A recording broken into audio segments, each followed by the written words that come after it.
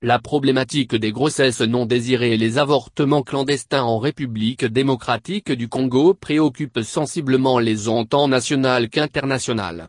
Ainsi, la coalition de lutte contre les grossesses non désirées a organisé, vendredi 23 mars 2018, dans l'enceinte de la RTNC2, une émission culturelle pour approcher les professionnels des médias et les parlementaires afin de trouver une issue pouvant réduire le taux de mortalité maternelle qui représente actuellement plus de 10% et 150 000 grossesses non désirées qui sont dues à ces pratiques d'avortement clandestin à risque. Aussi, il a été question de savoir l'évolution de l'application du protocole de Maputo qui demande aux États de prendre des mesures appropriées pour protéger les droits reproductifs des femmes, particulièrement en autorisant l'avortement médicalisé, en cas d'agression sexuelle, d'inceste et lorsque la grossesse met en danger la santé mentale et physique de la mère ou la vie de la mère ou du fœtus. Or, l'avortement demeure illégal en RDC, en violation totale des engagements internationaux.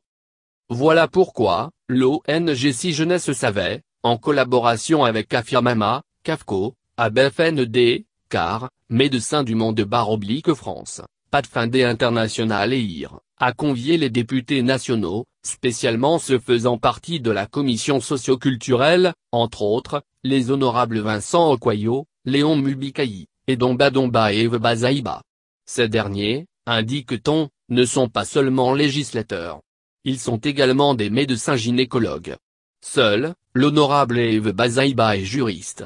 Occasion pour ces représentants du peuple congolais de brosser l'état des lieux de la santé et de la reproduction en République démocratique du Congo.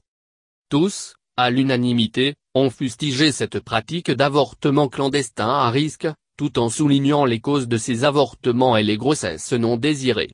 À savoir, la pauvreté, la stigmatisation de la société pour les filles ayant des enfants sans être mariées, le rejet social dont sont victimes les femmes ayant survécu aux violences sexuelles, l'amoindrissement des ressources économiques qui ne permettent pas de prendre soin des familles nombreuses, laisse les femmes et les filles portant une grossesse non désirée sans aucune autre ressource que d'avorter clandestinement. Ainsi, il y a, entre autres, le manque d'infrastructures appropriées dans les hôpitaux et le manque de personnel formé capable d'apporter assistance ou apprécier l'incompatibilité d'un produit de conception avec la vie. D'où, les députés nationaux ont opté pour une forte sensibilisation pour que les femmes et filles ne recourent plus à des avortements clandestins. Car, la solution est à la fois légale, culturelle et éthique. Étant donné que ces pratiques sont heurtées par les us et coutumes ainsi que le code pénal qui érige l'avortement en infraction, sauf en cas d'avortement thérapeutique. Par ailleurs, plusieurs pistes de plaidoyer s'offrent tant en ce qui concerne le cadre juridique qu'en ce qui concerne le cadre institutionnel.